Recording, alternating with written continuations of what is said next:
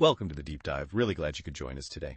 We're about to plunge into something, well, truly pivotal, a major geopolitical event that happened just recently, the U.S. strike on Iran back on June 22nd, 2025. And look, this isn't just another headline. It's one of those moments that could really redefine global power dynamics and definitely energy security for years to come. Our exploration today is grounded in a really compelling, deep analysis prepared by Prof. Dr. Murat Koç for 2 Black Dot. His insights, frankly, cut right through a lot of the noise. They give a clear look at a super complex situation. So our mission here to kind of peel back the layers of meaning behind this strike. We want to look at everything from the subtle geopolitical signals it's sending to its profound and maybe unexpected impact on global energy. Okay, let's unpack this. So first off, what immediately jumps out from the analysis is just the immediate significance of this strike, right? It wasn't random. The sources describe it as a, direct warning, a clear show of U.S. strength. It was definitely a response to Iran speeding up its nuclear program and, all its proxy activities across the region. And the details matter here. The use of Tomahawk missiles, that specific choice, sends a message, doesn't it? Absolutely. It screams precision strike. Right. A limited but effective blow aimed right at Iran's military capabilities. It seems designed to show intent without maybe triggering an all-out war. It's surgical. Surgical. Yeah, exactly. And when you look at an operation like this, you've got to see the different messages packed inside. For a new U.S. administration, let's imagine, say, a Trump-led one after the 2024 elections, well, a foreign operation on this scale isn't just about foreign policy. It plays back home, too.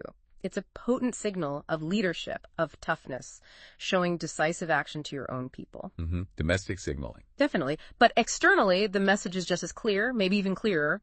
The old order has returned. The old order has returned. Wow. That phrase really hits. It does. So does that mean like a return to a specific doctrine? Or is it more about how America engages globally, a change in style? It signals a definite shift in engagement style, I'd say. It's about projecting strength, decisiveness, maybe less reliance on multilateral groups, and, a clear willingness to act alone when they feel it's necessary. It's a signal that the U.S. is ready to take pretty robust action to defend its interests and those of its allies. Okay. And speaking of allies, the timing here is, it's fascinating. This U.S. strike on June 22nd, it was synchronized with Israel's own earlier strike in June, the one targeting Iran's nuclear infrastructure. That can't be a coincidence, surely. It really points to a deepening U.S.-Israel security link, maybe a more shared regional security plan. Oh, it absolutely does. The analysis really emphasizes this. It suggests this coordinated operation reflects a much deeper alignment, especially as the analysis points out, for an administration that might be aligning itself with influential domestic groups like the Jewish lobby or various evangelical groups. Right. These groups often strongly advocate for specific Middle East security policies, particularly regarding Israel. And that advocacy can directly shape or at least align with the foreign policy stances we see certain administrations taking. So their influence pushes towards a strong pro-Israel kind of anti-Iran stance, which then translates into actions like this strike. Precisely. Their influence isn't just theoretical in this view. It can manifest in very tangible foreign policy decisions. And if we zoom out a bit, this strike isn't just about Iran itself. It seems to have a much bigger objective, countering that growing China, Russia, Iran bloc. The strike seems aimed not only at stopping Iran from getting deeper into this bloc, through groups like the Shanghai Cooperation Organization and BRICS plus a port, but also fundamentally limiting its overall influence across the Middle East and maybe beyond. It's a strategic pushback against this emerging axis. And Iran's role in this bloc seems absolutely central. The analysis really highlights how critical Iran has become for both China and Russia. I mean, take China. That 25-year strategic agreement they signed with Iran back in 2023, that's led to a huge jump in Chinese investment. We're talking infrastructure, energy, defense sectors in Iran. It's not just trade. It's deep strategic entanglement. Right.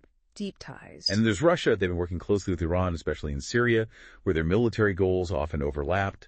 We've also seen major collaboration in defense drone transfers, missiles, plus ongoing energy projects. It's multifaceted. Yeah, very much so. And here's where it gets really interesting, as the analysis points out. Because of all this deep collaboration, Iran has basically become, an advanced outpost for the China-Russia axis, right there in the Middle East. That's a good way to put it. So this U.S. strike, it sends a message, a powerful one, not just to Tehran. It's aimed squarely at Beijing and Moscow, too. It's a clear signal. Yeah. The U.S. is willing to challenge this alliance in a region that's, frankly, incredibly important strategically And this strategic move has direct consequences for China's huge Belt and Road Initiative, the BRI. Iran is absolutely crucial for China's middle corridor strategy. And this isn't just one route. It covers overland paths like the Iran-Turkey-Europe axis and key maritime corridors connecting Asia to Europe. Right, it's about treating alternative trade routes. Exactly. Routes that bypass traditional choke points, strengthen land connections across Eurasia. It's a massive long-term plan. So by potentially destabilizing this West Asia part of the BRI, this U.S. military action puts China's energy security and its massive logistics networks at pretty significant risk. Any disruption there ripples right back to Beijing's economic and geopolitical goals. Okay, so that's the potential impact on China. But what about Russia? You mentioned them earlier. How might this open up a new front for them, especially with them still heavily involved in Ukraine? That's a really critical question. The analysis notes that with Russia still bogged down in Ukraine, a new wave of instability, especially involving Iran in the Middle East, could force Moscow to split its focus.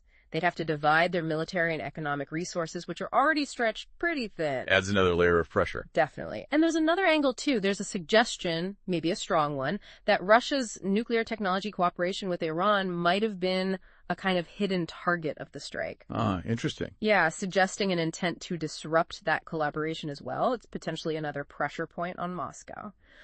So what's truly fascinating here, when you step back, is that this U.S. operation really isn't just a tactical military move. It's much more. It's a multi-layered geopolitical signal. It's a strategic positioning move on this, global chessboard. It represents the Middle Eastern piece of a much longer-term containment policy aimed at both China and Russia. And this whole thing is deeply tangled up with immediate energy security worries, and it's actively reshaping alliances. It's a big deal. It really shows how interconnected everything is, doesn't it? That intricate global web. Okay, let's pivot now to what happened right after the strike. Because the impact on global energy security was, well, almost immediate. Right after the U.S. hit, the Iranian parliament actually approved a motion on Sunday to close the Strait of Hormuz. Wow. Yeah, that's huge. So now all eyes are basically glued to Iran's top security body, the Supreme National Security Council. They have the final say. The tension is just. You can feel it as the world waits to see what Iran does next. And if we connect this to the bigger picture, well, the Strait of Hormuz, its strategic importance is just massive. You really can't overstate it. It's one of the world's absolute critical maritime choke points. Think about this. Around 20% of all global oil trade goes through it every day. 20%, that's staggering. It is. And most of Europe's oil and LNG imports from places like Saudi Arabia, Qatar, the UAE, it all comes through that narrow strait. Now, Iran has often made threats about disrupting flows there. They have the capability sea mines, drone attacks. And while the final decision to close it isn't made yet, an Iranian MP, who's also an IRGC commander, Esmail Kosari, explicitly said it remains on the agenda and will be done if necessary. So the threat is very real and immediate. Very real. It's a clear and present danger to global energy supplies. And the markets, predictably, reacted almost instantly. We saw a sudden, sharp jump in both oil and LNG prices. The analysis suggests Brent crude, that key global benchmark, could easily push into the $90-100 per barrel range. Yeah, easily. That's a direct, immediate financial consequence of just the threat, showing how sensitive these markets are. And those market reactions, they set off these cascading economic consequences, particularly hitting Europe hard. You'd see increased inflation, higher energy costs almost immediately. This would disrupt key sectors across Europe. Think manufacturing, transport, agriculture. They all rely heavily on stable energy prices. Then you get volatility in European stock markets, which could trigger a wider chain reaction through their economies. And importantly, this whole situation directly threatens Europe's big strategic shift towards Qatari and, ironically, maybe even Iranian LNG as alternatives to Russian gas. Also, it undermines their energy diversification efforts. Exactly. It puts those hard-won plans at significant risk, potentially making them more vulnerable again. But surely Europe has contingency plans. Yeah. I mean, for such a vital choke point, how deep would the impact really be? Couldn't they manage? Well, they have plans, yes. But the sheer volume of trade going through Hormuz makes any major disruption incredibly expensive and very difficult to fully work around. The scale of dependency is just immense. And if this escalates further, the geoeconomic costs of any military action could be just staggering. Think about it. If a full blockade happens, it could easily spark a wider military conflict. You could see the U.S., EU navies, Gulf states all involved. A regional war. The risk of a broader regional war becomes terrifyingly real. And let's be clear, Europe could absolutely get pulled into that, either through NATO commitments or just because countries like France or the UK have naval forces in the region already. The stakes are incredibly high. Okay, so the military risk is huge. And it goes beyond just oil and gas, too. Remember, the Strait is a major route for all sorts of global maritime trade. Any disruption delays Europe's imports of raw materials, electronics, consumer goods, everything. It hits supply chains that are, let's face it, still pretty fragile. Plus, you'd see much higher insurance premiums for any ships going through that volatile region. That inevitably pushes up costs for European businesses and consumers, adding more fuel to inflation and economic uncertainty. It's not just an energy bottleneck, it's a vital artery for global commerce. Full stop. So bringing this all together, what does this really mean for us, for the listener, and for the major global players watching all this unfold? Well, for starters, a potential retaliatory strike, maybe on Iran's own energy infrastructure, that could severely disrupt the global supply-demand balance, not just regionally, but worldwide. For the big oil companies in the Gulf, think Aramco, ADNOC, their insurance costs would absolutely skyrocket. Maritime transport becomes incredibly risky. That impacts their operations, their bottom line. And crucially, think about countries like China and India. They're the biggest buyers of Iranian oil. In a destabilized scenario like this, they'd be hit hard. They'd be forced to scramble for alternative energy sources.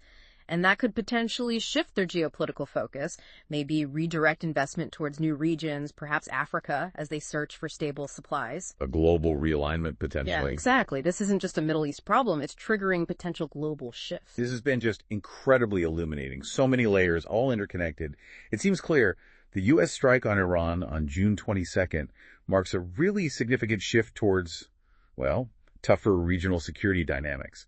As Professor Dr. Murat Koç analyzed it for 2 Black Dot, it really signals the start of what could be a new kind of Cold War, one centered right in the Middle East with truly global consequences. And our final thought is that the immediate aftermath, what comes next, is likely going to be defined by what we call sub-threshold tactics, or gray zone warfare. Gray zone warfare. Okay. Yeah, think cyber attacks, disinformation campaigns, maybe proxy conflicts.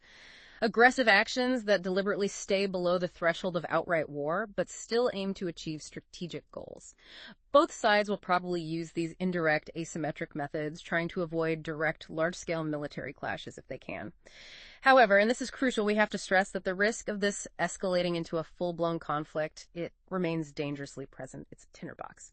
For anyone listening who wants to understand this gray zone concept a bit better, the source analysis does mention checking out platesius.com/grayzone-warfare. And again, huge credit to Prof. Dr. Murat Koç from Assachi University's Regional Security Studies Application and Research Center for this really vital analysis. Absolutely. Which, it raises a really important question for all of us to think about. How do these interconnected global events, from a single military strike to these huge economic ripples, how do they fundamentally reshape the world we live in? And maybe, how can understanding concepts like gray zone warfare help you make better sense of future developments as they inevitably continue to unfold? That's a powerful thought to end on. Thank you so much for joining us on this deep dive into what is truly a critical global situation. We definitely encourage you to keep exploring these complex topics and stay informed. Until next time.